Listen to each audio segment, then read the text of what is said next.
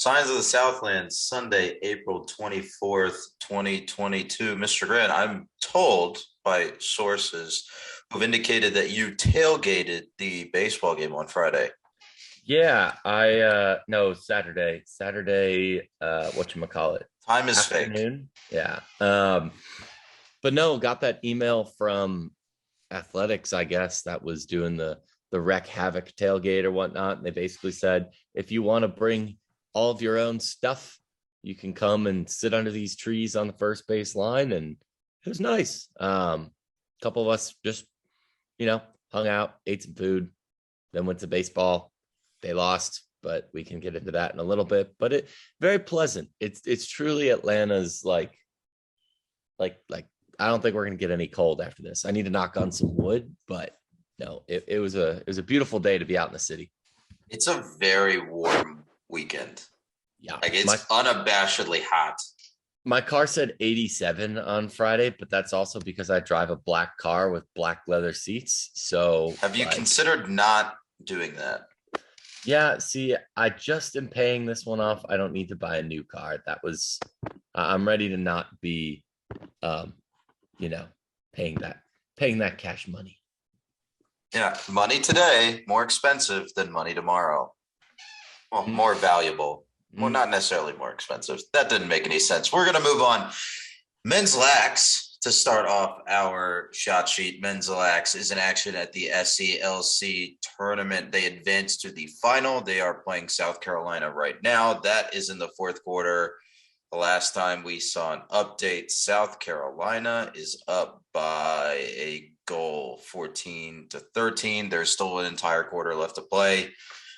If that game finishes up by the time we are done here, we will get you an update on that. But what do you think of their performance so far in this tournament? I don't think anyone can complain. It seems like they were one of those teams that really got hammered or unfortunate the year that the pandemic hit. You can talk about golf and baseball being in that boat as well, but no, they were really playing great. I think this is a nice return to form for them. Clearly, the coaching staff and the whole organization is really moving towards really big goals, and this is part of that. Obviously, it would be great to win, but with Tech being as good as they are, I think the MCLA tournament has to be on that goal sheet as well. So, as a novice, when it comes to lacrosse postseason, especially when it comes to the club scene, what is the process from here? Is it only conference champions that go to the MCLA tournament? Is it at-large bids, NCAA style? What can we expect once this game goes final? That is a wonderful question, and I could not tell you the answer. Boo, unprepared. Don't boo me. You Boo this you man. could learn this. Boo.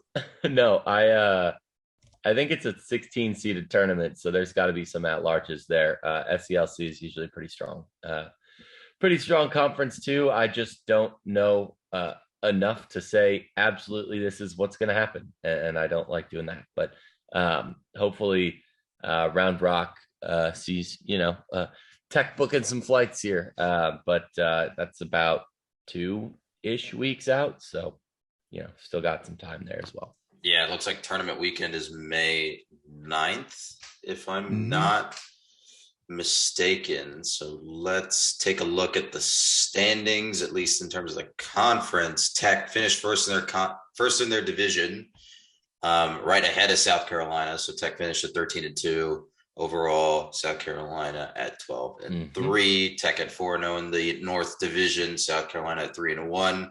In the South Division, Florida was 4-0. I think Tech lost to Florida, actually. Florida State at 3-1 in division. Florida at 13-2 overall. So if I had to guess, I assume this means that Tech will either advance as an at-large or advance by virtue of winning the conference, but not really an expert here. Yeah, I would not call myself an expert either, but we can take a solid guess, and I think that's a solid guess. That is okay with me. The latest poll will be released on, what is that, Tuesday? Wednesday. That's a But midweeker. yeah, but in the last poll that we have available, that doesn't look like the right poll. That's odd. That says Division One, Georgia Tech number 7, Virginia Tech somehow number 1. Ooh. Interesting. So your top 5, so to speak, is VT Concordia Irvine, which never heard of them. BYU, Liberty, Florida, and that's your top 5. Minnesota and Tech are 6 and 7, with Clemson at 8, South Carolina at 9, and California at 10. So very competitive at the top, it seems, and also multifaceted. A lot of different geographies covered there. So like I said, we will get you that result as soon as it goes final. Tech is still down 1 with half of the quarter left to go, but we will move on right into the stickball sports, the other stickball sports, on to the softball diamond. Mr. Grant, do you want to tee me up for what happened this week, or tell us what happened this week? Yeah, so Tech played a lot of games this week, 5 of them to be exact. Played Troy, I believe, all at home except for Georgia State, by the way. Troy was an 8-1 win. Georgia State, a 3-0 win. The Charlotte series was, rather than a Friday, Saturday, Sunday traditional series, it was a Saturday doubleheader and then a Sunday rubber match. Rubber match, I guess, wasn't really necessary. Dead rubber match. Won 3-2 and 10 in the first game, and then 8-2 in the second, before coming back for a 7-4 win today. Georgia Tech came back from trailing in a lot of these competitions, but it really doesn't matter how much you trail by. You just gotta win, baby. Thank you, Al Davis. Thank you. Speaking of winning, we'll talk about baseball in just a minute / trailing. Anyways, not to distract from the topic at hand, softball. They've really just been on fire. What is this? A month and a half now? 6 straight weeks. I think they've played some great competition, has handled their business, and things have really shook out well. Yeah. So here are some high level stats on their winning so far this season. So this is the tail end of a 9-game win streak. So that's over the last 3 weeks, I believe, maybe 2, depending on how many games they played per week. But since losing to FSU to start 0-6 in conference, Tech has only lost 4 games, all of them in conference. And that loss to FSU was March 13th. So about a month and a half ago. So about your 6 weeks. 2 to Notre Dame, 1 to Louisville, and 1 to Boston College. It is the 10 games that it has lost have only been in conference. It is 11-10 in conference heading into its final conference series of the season versus Clemson next weekend. This is still, if I remember correctly, the best season by win percentage in a decade plus. This is 35 out of 45 wins. That's 77% win percentage. That might be one of the best seasons ever. Where are you getting 35 from? I thought they've won 36, and I thought they've lost 12. Math is hard. Math is very hard. I'm also doing this off the cuff. I think they're at an even 750 in terms of, I think they've won 36 out of 48 games. God, this is great podcasting. Incredible podcasting. Yeah. Let me just follow this up with, I checked the site. It's 36-12. Following this up with the fact that it's been it's not like they're playing nobody teams either. Charlotte is a serious contender for Conference USA. Obviously we have the normal in-state and regional foes, Troy, Georgia State, Kennesaw, those folks. But no, the ACC's been really strong. So the fact that Tech, went up to Notre Dame and, not only salvaged a game, but very nearly made it a sweep as much as a 1-2 series can be. I think this team has shown a lot of poise, and I think it says a lot that they go up to Clemson next week to play a Clemson team that's currently sitting in 7th, as good and well regarded as they are, because that's by no means indicating that maybe they're overrated. It's just saying that everyone in the conference can beat anyone pretty much on any given day. I mean, Virginia Tech swept Louisville this weekend, and all those were really close to going the other way. Clemson's at 10th in the RPI, but is still lost in conference. Oh gosh, their conference record is ours basically right now. They're like 11-8 or something like that. Oh wait, no, but that was before this weekend. So even more so, you got Pitt right in the mix, and you really can't super complain. Other than that, like it's everyone up and down the roster, or up and down the lineup is really pulling their weight in a way that I don't think we've seen in the past. So definitely should be interesting, and I think that'll also make for a really good product in 2 weeks at the conference tournament. Yeah, absolutely. So let's talk a little bit about that conference tournament. You mentioned Clemson at 7, Tech is sitting in 6th. We did sort of a review of the teams around us in the standings last week. So let's get that updated for this week. At 4 is still Notre Dame. They are, I think, 23rd in the nation in the latest D1 softball poll. They hold the head-to-head tiebreaker over Tech. They still have Louisville left to play. I think that is the last weekend of the regular season. Number 5 is UVA. Tech didn't play UVA. They also have Louisville left to play. That is coming up this coming weekend. Tech is 6, like I said. Number 7 is Clemson. Like we said, Clemson and Tech will face off this coming weekend. And then Louisville is 8, and Tech holds the tiebreaker there. But we already talked about who Louisville has left to play, UVA and Notre Dame in consecutive weekends. So really interesting how that worked out, that all 5 of those teams that are all right neck and neck with each other are all, fighting each other just to get in the door and whatnot. Or, well, I guess jockeying for position more than anything. Yeah, absolutely. So let me pull up the softball standings one more time. Because I wanted to see where. So just to go over the record specifically, Notre Dame is 13-5. I think that is heading into this weekend. I don't think this has been updated. I don't think this has been updated since the weekend. Virginia is 12-9. Tech is 11-10. Clemson is 11-10. Louisville is 8-10. So at the end of this, every team will have played 24 conference games. Tech is probably going to need Louisville to get 6 wins here in order to make it to the 4 seed.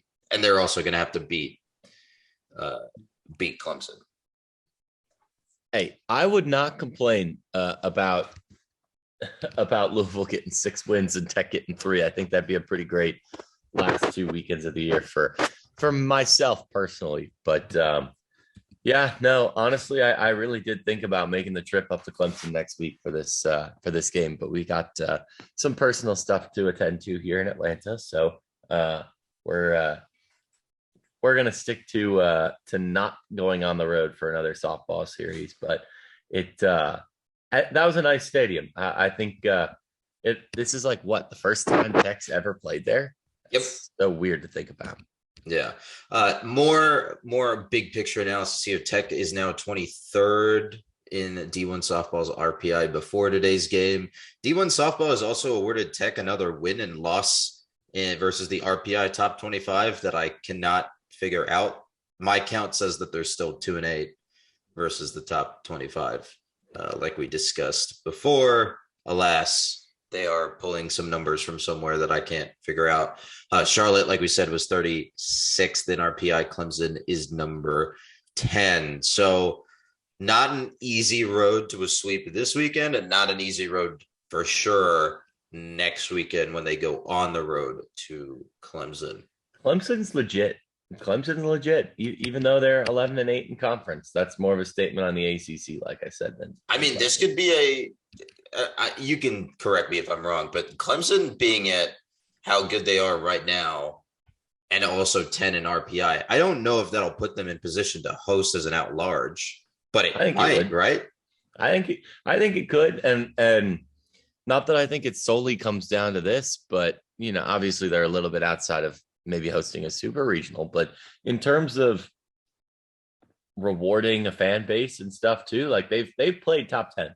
That much is certain. They played a pretty strong schedule, but I mean they've sold out every game. Like that that's gonna be something that the NCAA looks at and goes, oh, they're comfortably in. We're about to go make a ton of money off of this. They're selling 1,600 tickets every game. That's not insignificant. So I don't think they can play their way into a super regional host unless they win the ACC, but we'll talk about well, that. yeah, later. they'd have to get what they'd have to be a national 8 seed or and better. There's no way 3 ACC teams would get in the top 8. Like they need some Florida State, Virginia Tech win to clearly show that they're better in some way. But yeah, just to review. Yeah. So just to review your top 16 teams in the nation, which I'm going to use as a proxy for those.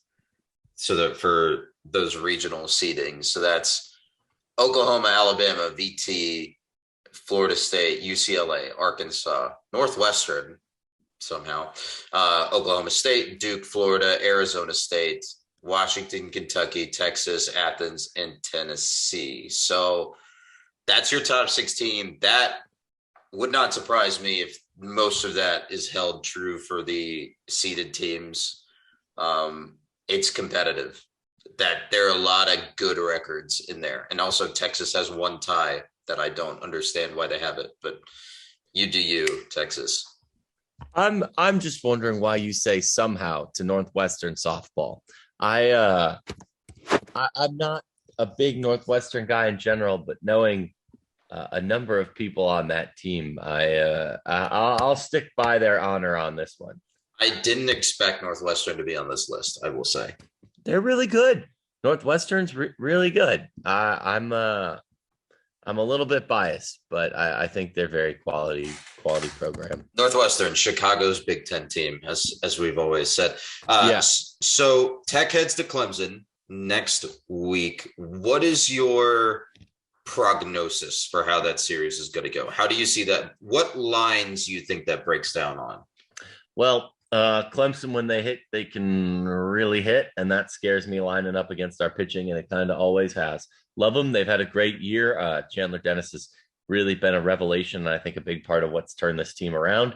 But, I mean, Tech's going to have to keep Clemson off the board, and I don't know how much they can do that necessarily in a, how do I put this, in a 3-game kind of scenario, but I think it's definitely possible for a game or two. Tech could win the series, but if you're looking to, keep the we've only lost 4 games in the last 7 weeks trend alive, I think this is the time when that dies. And, maybe you learn a thing or two going into the ACC tournament, which I'm not saying Tech has a reasonable shot of winning, because I think that might be a little bit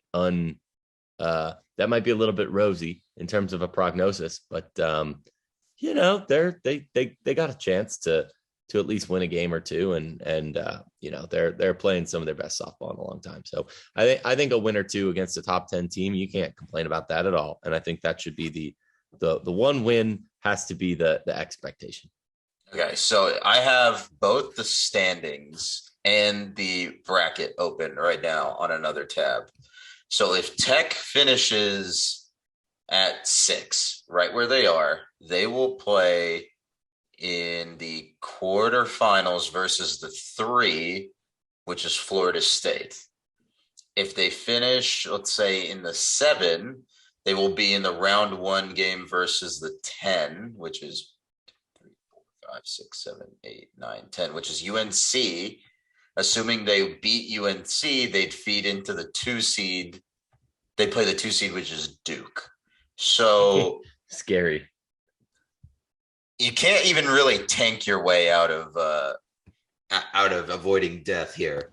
I mean, your top like four, obviously Notre Dame's at the top of the list there, but in terms of the RPI and the numbers, you're going to run into a top four ACC team in the form of Clemson if you if they stay at the 7-6-5 seed. So gonna be real scary. There's no easy outs, right? You got four bona fide top 10 teams in the league this year, and I'm not complaining about that. Maybe we don't win a crown, but I think part of that talent elevation that we saw in volleyball is the same thing that's happening here in softball. And I think it's good for, it's good for the conference. It's good for the teams, getting more people in the tournament. It's good, for getting eyes on the ACC network and getting more of those games on big ESPN and ESPN2. Like I don't know. It's scary, but I think it's a positive. I am irrationally excited about the prospect of this team now that it's sort of settled in and really going. I'm excited about the prospect of this team facing off against Duke or Florida State again on paper, because I think that's a good playing those teams again and seeing where they stand compared to earlier in the season. It feels like a good benchmark, right? A good benchmark comparison for growth and where this program is going as they move into the postseason for the first time in a decade, right? Mm-hmm. That's exciting. I don't think you can like they've hit the expectation, right? How often can we say that they're on track to turn that corner that we've been talking about for so long? And that was kind of what we said is not even really the stretch goal, but it needed to show progress this year. And I think they've honestly exceeded that in just about every measure. And I think something else to note, especially since today was senior day, is they're losing not that many people, like one rotational starter in Kennedy Cowden, one everyday starter in Bailey Zeitler at second base. But beyond that, not a ton of people that are getting a lot of minutes, right? So I think they're in good shape to take this performance and build off of it next year. And I mean, we're talking about the season if it's already over, but there's still 3 games left in the regular season. There are still X number of games, at least one game left in the ACC tournament, and then there's at least one game in the NCAA tournament, at least 2 in the NCAA tournament. So we'll see where it goes from there. On the flip side of our expectation to make a NCAA regional, there is the Georgia Tech baseball team. They went 2-2 on the week. They beat Mercer and fell 1-2 to Duke in games that resembled pitching machines versus home run derby corked bats, wouldn't you say? Yeah, I mean, that's kind of how the end of today's game went too, right? It was the ball was flying around the yard, and honestly, I feel like that's what it's done the last couple of weeks. But it's when you put yourself in a shootout, it definitely makes for some interesting ball games. I didn't know that baseball could be this shootout prone. Like this is they've not played a normal game this season. Every game for the past month and a half has been an absurdly scored game. That's very true. We called them the cardiac jackets, but it's so weird that it's kind of an expectation at this point, right? We're going to be, they're the lineup's so good that a 5-run deficit doesn't mean anything, but it's not insurmountable. I mean, they were down 7-0 at one point today. Yeah. Uh-huh. Now, never mind that they eventually lost the game 15-14 in the last inning, and they hit a home run to bring it within 1 run with 1 out remaining in the game. But it's just the lineup is so ridiculously powerful and consistently keeps them in games that even just a modicum of competent and consistent pitching performances means that they are a really, really good team. And they just have not been able to get that off of the mound. And we've seen it in multiple weeks. This is someone in our writers room mentioned this. This is the 6th consecutive conference game that Tech has allowed 8 or more runs. That is absurd. like college baseball is weird and no one can really play defense well. I get that, but like 6 consecutive conference games of 8 or more runs allowed is a little bit much. Yeah, I think there needs to be some, like, obviously the season's not over yet, but this has been enough of a theme that there's a lot of runs on the board and not always in the fun Georgia Tech is scoring a lot of runs kind of way. And I try and be political about that, you know? I think we asked a lot of questions last time about what the process looks like here and why this is happening. I don't think there's more need to interrogate that more than we have, but it's something that we need to keep talking about, especially as we go towards the end of the season, we go towards the off season, we start picking apart and evaluating what this season looks like and what it means moving forward.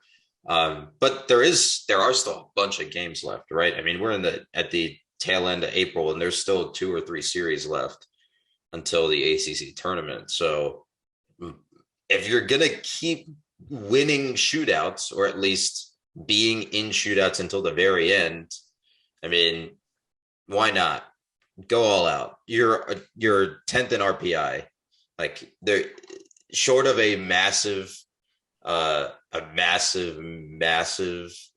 failure here in the late stages of the season. You're probably in the tournament.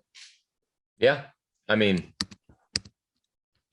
they're there. They have the body of work, and I think the thing that makes this tougher is they played by far a harder schedule than 99.9% of teams in college baseball. Which is not something that we thought at the beginning of the season, by the way.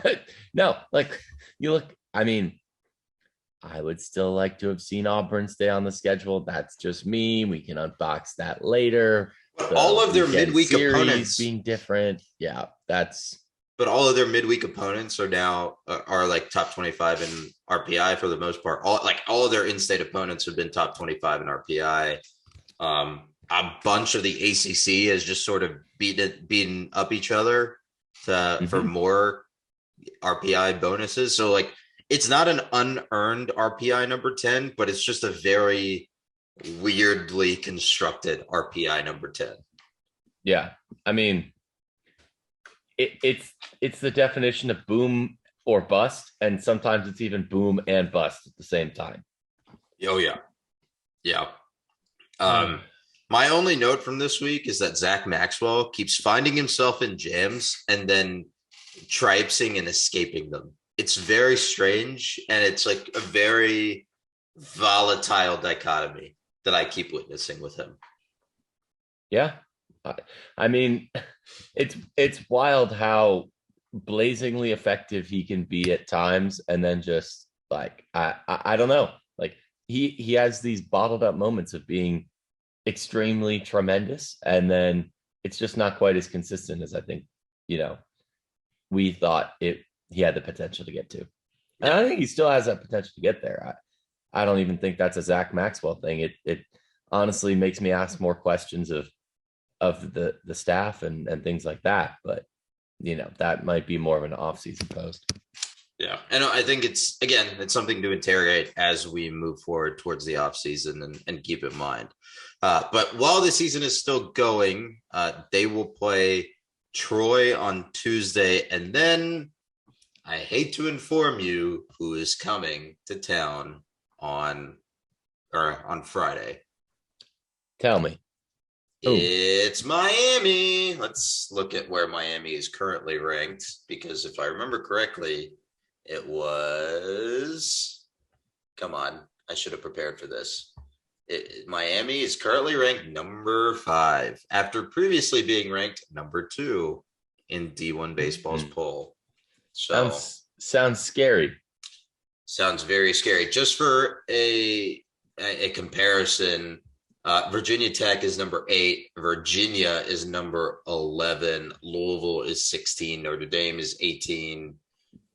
So it's a competitive conference. It is a very competitive conference, even if they're all beating up on themselves in the context of conference play. Yeah. I mean, that's pretty similar to to what we've been saying in the past, I think, too, right? It's the not just the past in general, the past on this very podcast. Like it's been the ACC kind of eating itself alive. Yeah, it's bizarre that it keeps doing this, but it also helps ACC teams. It benefits ACC teams as you evaluate them via RPI or net or what have you, right? So it's something to keep an eye on for sure. Mm-hmm. Speaking of teams battling it out in ACC play, Georgia Tech Golf has been battling it out at the ACC tournament at the Sharktooth Golf Club in Panama City Beach. They advanced to the semifinals versus FSU by placing second in stroke play with right behind North Carolina, who posted an absurd under, what was it, 21 under on the first day. It was really strange. However, go for it. I was going to say they were really good, but they peaked too soon. Oh, they peaked so soon. They advanced to the semifinals versus Wake. Wake actually ended up beating them. So your ACC tournament final set for tomorrow in match play is Georgia Tech versus Wake. Give me a breakdown of how this weekend looked for Tech and what we can expect before we talk about what we can expect tomorrow. Yeah, I mean, Tech, there was, obviously an early hole that they were in, and something that we've said a lot this year is you can't really count them out. They're a team that's gotten better over the past year, for sure, and definitely over this past spring, they rallied really hard to pull into second to come into match play, and they dispatched FSU pretty solidly 3-1 with one hole in a playoff that did not. It was close. Finished. Obviously it could have gone 4-1 or it could have gone 3-2, but they're a team that knows how to take care of business. They have a very consistent staff for a team that has essentially completely turned over since, the last time they made a really big run. The fact that they're back in the mix is really great. And I think one thing, if we dig up what we talked about last year around this time of year, around ACC championship season, was, it's disappointing they didn't make match play despite it being, local in Atlanta and all that good stuff. But at the same time, what did we say? Hey, this team's young. We'll see them here next year. And they went and did exactly that. So they're in the position to play for a conference title tomorrow. Yeah, it's going to be a really interesting. I've said this a bunch and called things interesting today, but the way that I'm out of adjectives. My brain doesn't work. It doesn't really work on Sundays. But two, this just sets up so well when you consider some of the narratives that are at play, right? Tech coming off of a couple uncharacteristic years, but now back at the top of the conference and battling against Wake Forest, who they are tied with in terms of ACC titles in men's golf. And Wake, who is also, if I remember correctly, took home the women's golf title a couple weeks ago. Yep. So there's a bunch of these different things coming around here, and I'm trying to pull up the pairings because those were out. So you'll see match play start at, I think that's 10 a.m. Eastern, all at the Sharktooth Golf Course, like I said, in Panama City Beach. Crystal Lamprecht will be facing off against Wake Forest's Power. That's the first pairing at 9:02 Central. Connor Howe is at 9:14. Ross Steelman at 9:26. Bartley Forrester at 9:38. And then Benjamin Reuter at 9:50 all-time Central. So interesting matchups here. I don't know that much about Wake Forest golf, so I'm hoping you do, so you can give me a sense of the matchups and how what we expect to see tomorrow. Yeah, I don't know a ton about them outside of like the pure rankings, but one thing I do know about them is their pedigree. Wake Forest was the by and large superpower of the ACC before Tech showed up, and then Tech, honestly, before Tech got good. They have 17 titles to their name, I believe, and they're currently 15th in the golf stat. Georgia Tech being 11th, North Carolina being the 7th team there, and just for completeness' sake, FSU is 24. So all those were four very good, very solid teams. Tomorrow's going to be a step up. Wake Forest is a program with a lot of pedigree. They've had a lot of great golfers go through there. Again, I don't know a ton about this current lineup. That's the nature of I guess college golf, is not seeing folks play until you really need to know, and not knowing how people play on and fare on different days. But if there was a tailor-made matchup for storylines in terms of, old ACC powers coming together, clashing after, coming and having to rebuild a little bit, that would be this one. Yeah, for sure. I'm trying to pull up this weekend scorecard so I can get so I can have a little more information about how this played. I need okay, those scores don't make sense to me. So let's talk about how both of these teams performed in stroke play. So Tech finished at a 26 under par. Wake Forest was at 17 under par. Pretty good weekends overall. Let me check the player leaderboard. Tech was, like pretty under par the entire time, but they had a tied for third finisher in Crystal Lamprecht. And then Ross Steelman was at 6, and then Bartley Forrester and Benjamin Reuter at 22, and then Connor Howe at 37. For Wake Forest, they also had one guy tied for third. That's Michael Brennan. They had a guy tied for 19th, Alex Fitzpatrick, Mark Power at 22, Scotty Kennan tied for 28, and then Parker Gilliam at 49. So obviously those are earlier in the week. I don't know how much you can glean from a single match, single weekend sample in terms of how that projects moving forward. But Tech had the advantage in their set or in their first 3 rounds this weekend, and I guess we're looking forward to them keeping that advantage heading into Monday. Yep, I would think that lines up pretty well with my assessment.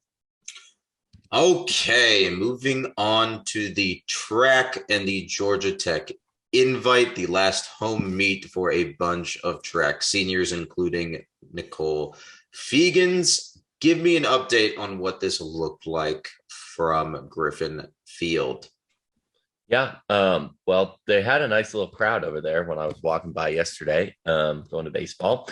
Lots of teams in the mix. That's always, I think, the fun aspect of the second track meet. The first one comes a little bit earlier in the season every year, but in terms of just the sheer number of teams, there's quite a few yesterday, based on the buses and the teams and the athletes seeing running around, and the event or two I was able to watch a little bit of. It's always interesting, I think, with some of these meets, seeing just the variety and spread of the athletes and their affiliations that are here. Because if you look at the top 10, and this is just me picking out the first event on the sheet, the women's 100-meter, the top 10 athletes come from West Alabama is your event winner, Georgia, VCU, Life University, Georgia Tech, and then Atlanta Track Club, unattached, Alabama Huntsville, and then Lee University. And that's just me looking at the first 10 of the 50 different people who are involved. So lots of schools, obviously, but it's really interesting to see just how diverse of a cut that you get from just not only the athletes overall that are participating, but you have 3 or 4 SEC schools, a couple ACC schools, basically, most of the big mid majors from Georgia and South Carolina and Alabama. So definitely interesting, and I think that's always my big takeaway when I see this, when I see track meets come to town. Absolutely, but let's talk about Nicole Fegans a little bit and her finishes. She sort of finished really well in her final meet on campus, didn't she? Yeah, she did get a win in her final event on campus. I believe that came Friday night, because she set the 1500 meter school record. That was a 4:16:34.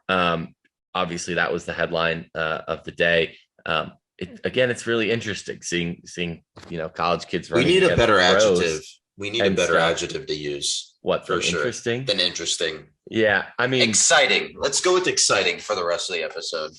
I mean, again, it's just odd how track works. Like they were running against literal professionals from Atlanta track and all that. So um, definitely different than a lot of other sports we see. That was winning the 5,000 and setting the program record and facility record in the 1,500 meter. Sorry. So not to get that all jumbled up, facility record and win 500 meters, program record 1,500 meters. We prepared for this. It's tough that, again, I think it's pretty clear after 3 years of us doing this podcast that track is probably our least familiar sport at this point. As silly as that is to admit, but if anybody wants to come on and school us, we're always willing. But Olivia Moore was Tech's best pole vaulter. I think we had another top three on Friday. That would be Taylor Grimes in the 100-meter hurdles, and then there was some Saturday top finishes as well. That was a long, beautiful day on Saturday. Tech once again shown on the field. I feel like that's been a theme of the year, talking about Moore and Papacosta and just all the different field athletes, and I think that's something we kind of brush to the side for some of the more consistent record that Nicole Fegans turns out. But definitely great to see John Watkins winning the triple jump for the men's, and Shanti Papacosta winning the women's high jump. Absolutely. I just searched Georgia Tech in this results PDF, and man, there are a lot of Tech results across the board. Like, there's a bunch of top 30 finishers in the men's 800. There's a bunch of top 40 finishers. I think I was looking at the women's 5,000, and then there's a bunch of the 1,500, a bunch in the 800. So I think one of the things that we've talked about with regards to both, we talked about this with regards to the track team, but we've also mainly hit this point with when we're talking about the swim team, is that they need to develop depth. And this is a sign of that depth, right? Even though maybe the competition is a little oddly structured or interestingly structured, they still did pretty well. Like, a bunch of these are personal bests, or their top 15, top 20, top 30 finishes amongst a massive field, right? So, and that's something that's interesting too, is the God, size please of use the something other than competition. interesting. That's something that's compelling, is the size There of the we go. competition. And one thing I really do love about Tech hosting versus others is it's super easy to pull out what's a facility record, personal best, season best, tie of a personal best, etc.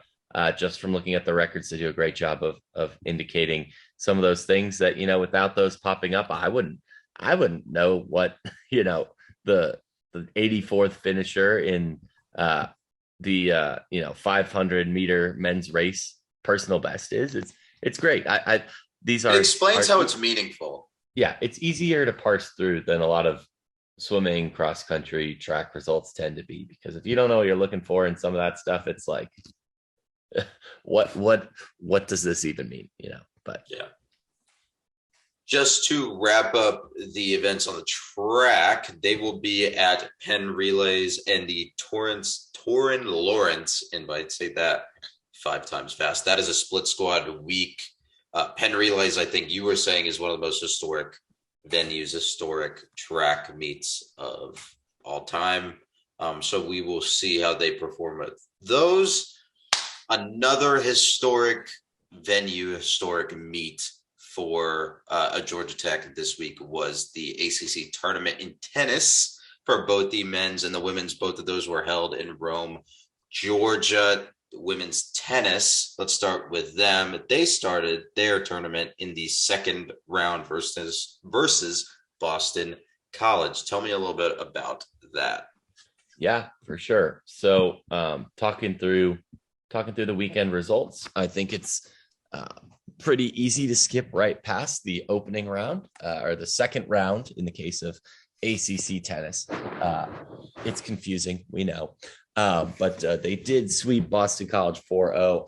That was very solid all around. Obviously won the doubles point, and then 3 singles to honestly relatively quick compared to the match that followed against Miami. Yeah. And they walked right into that Miami match in the quarterfinals and took it to the absolute distance, didn't they? Yeah. So kind of paralleling their previous season result back in February against Miami, number 15 at the time, Miami, and still a very solid team overall, Miami.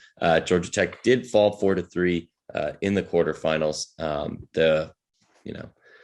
You could say a lot of things about it, but I think it's best summed up with they were tied 3-3 with the last point on the line. And the last point went Miami's favor after Miami fell 5-7 in the opening set by 7-6, 7-6 in five. In 3 sets, but 5 tiebreak decisions, which is just about the longest and most excruciatingly painful way to lose a tennis match that you could possibly invent. So, yeah, definitely a lot of fight in the Hurricanes, a lot of fight in the Jackets, though. So there's not a lot of shame in it, but it is disappointing for them for sure, I would imagine. It's an extremely rough way to go out. I don't think you could invent a worse way to go out in the lab whatsoever. Yeah. Like it just some really good fight from the 32nd ranked team in the nation. Just couldn't close on that last couple of points because it was tied even late into that third set. It was tied. It was close.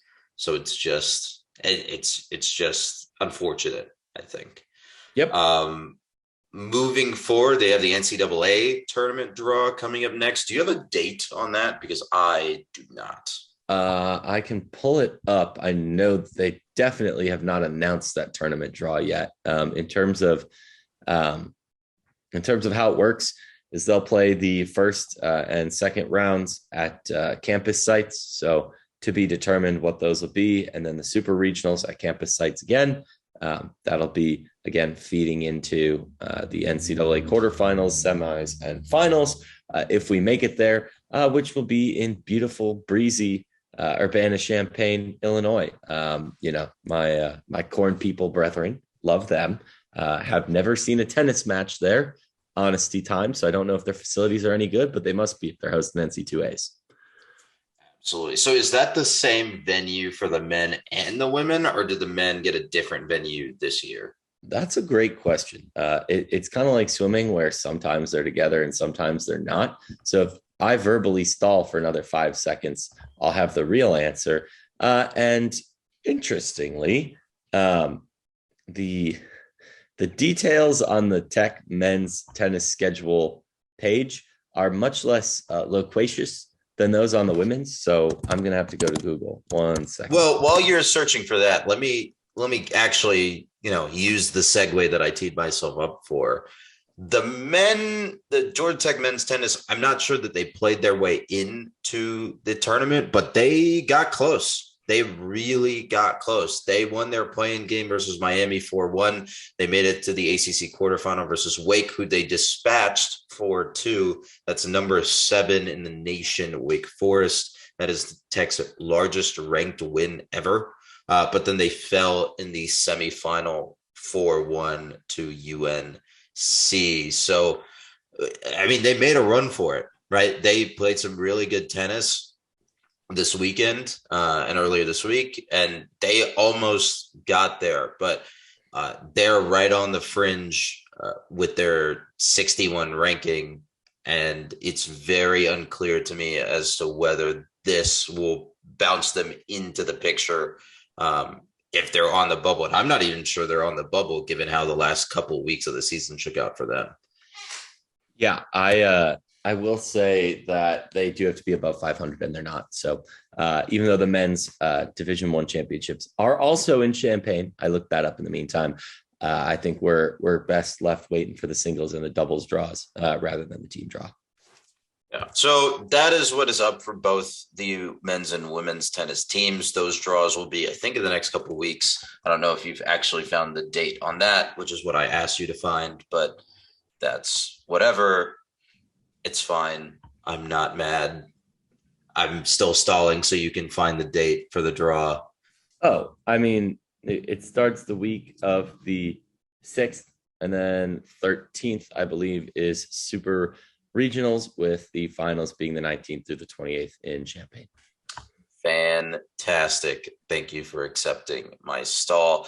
Just to round out something we were talking about earlier in the show, the SCLC final for men's lacrosse, they fell 17-15 in regulation to South Carolina. So rough go on the lacrosse field in Jacksonville, but they will be back most likely back for the NCLA tournament in Austin in a couple of weeks. Anything else to discuss before we head out of here? Did we talk about I mean, I do want to reiterate that the men's tennis win over Wake was number 7 Wake and their highest ranked win in history. Historic win. Just to make sure, not to make it a downer of they're probably not, dancing, but it was a historic win, and that's good. In terms of other things, I don't have a ton. It's honestly quieting down in the sports world, but if you're in need of a scoreboard watch for your Monday morning, as this comes out, 10 a.m., golf will be in action, and they're in the ACC tournament, so could win. So go watch that. That's what I got. The only other thing, and this is mainly presented as a stinger. We don't have to talk about this that long. The only other thing is that there was an interview done by the Technique with President Angel Cabrera, mainly concerning sports. And you know where I'm going with this, yep. Where both he and our counterpart at the Technique, Jack Purdy, discuss their mutual desire to see a women's soccer program on Tech's campus. Now, you and I before, I think we've discussed on this program how that would look like, where that would go. But if I gave you, I gave you a bunch of money and said, pick where you want this stadium, the soccer specific stadium that's maybe like 1,500 seats to go on campus, in the campus footprint, where would you put it? I think it's a pretty necessary decision to say you got to bulldoze the parking lot next to Woody's for something, whether that's more freshman housing or what. And I think as far away as that is from everything else on campus that's sports related, you can't chop down all those trees behind the president's house. You can't wedge it into the track infield. And that's honestly probably unfair to track, because I'm sure that they're doing field events and, shot putting and things like that. I've seen a track and field stadium turfed over for soccer. It sucks. Yeah. That's what the U.S. national team played on in Costa Rica the other week or the other month. It sucks. Well, I don't think Bobby Dodd would be a bad place to be for them. I just think that there's a lot of egos involved in football that would prevent that from happening, as much as, turfing that over was going to be, we'll bring back the intramural championships. Oh, this will let us add other sports. Oh, we'll have more concerts. Oh, Atlanta United may play a fixture here a year. How much of that is real and how much of that is just conjecture from conjecture? You can decide on that. But I think that in terms of where it would make sense, I'd love to see them playing Bobby Dodd. I think that you have your best revenue generating ability if you have more seats to sell and skyboxes and all that. But just with football being a fall sport and not knowing where they would practice, heck, football's got Rose Bowl field and the track infield and the indoor that they use. Maybe this was maybe this is where you just say, let them practice in Bobby Dodd too, but I just don't think that'll happen as much as I would like it to. I mean, your other option is knocking down some of those weird low-rise buildings over on the Marietta Street corridor that are half parking lots anyways. Yeah, I mean, you could knock out, I don't know, like you could move facilities around right next to the EBB, the Engineered Biosystems building, the Crone building, whatever you want to call it. You could do that. I don't know if that's it's feasible. Hard. This is a hard problem to solve within the confines of this very small urban campus. Yeah, this is something I'd want to play around in Google Earth on, because obviously there's a consideration for keeping things compact on the east side, but then again, hey, maybe putting women's soccer on the Woody's lot, or tearing out the north side drive flyover ramp, which should happen, even though GDOT will never let it happen. That's for a different podcast. I have a lot of GDOT complaining to do, and it is not podcast appropriate, let me tell you.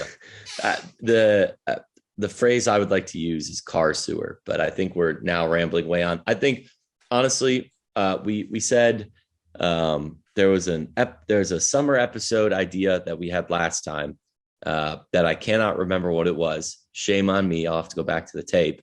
But I think what would we do with women's soccer would be another great summer episode to take a look at. Yeah, we'll keep that in the backlog. We'll evaluate that one. We'll put in the backlog. We'll story point it, and we'll write some acceptance criteria, and we'll talk about it at stand up. And I'll break out the Google Earth. It'll complement my great Microsoft Excel analysis that I'm doing on softball as we speak.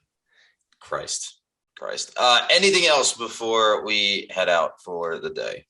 If you are interested in giving us feedback, questions, comments, concerns, if you know somebody that would be a great subject matter expert to school us on track, any of those things and all things, from the rumble seat at gmail.com, at FTRS blog on Twitter, the comments of the from the rumble seat.com section. In terms of things to plug, we're honestly getting closer to 100 days to football than I think any of us anticipated that sneaking up on us so fast. So eventually keeping a lookout for that. Got some good stuff coming down the pipe, whether it's analytics for football or more podcasting on this. From the Rumble Seat is your source for all of it. Let us know what you'd want to see. We get some of our best ideas and suggestions from all of you. So keep it coming. I do want to reiterate that unfortunately men's lacrosse did not win the SELC, but their twittering seems to imply that they'll be in Austin in 2 weeks. So go win the big one, boys. Absolutely. All right. We will see you next week. Bye for now.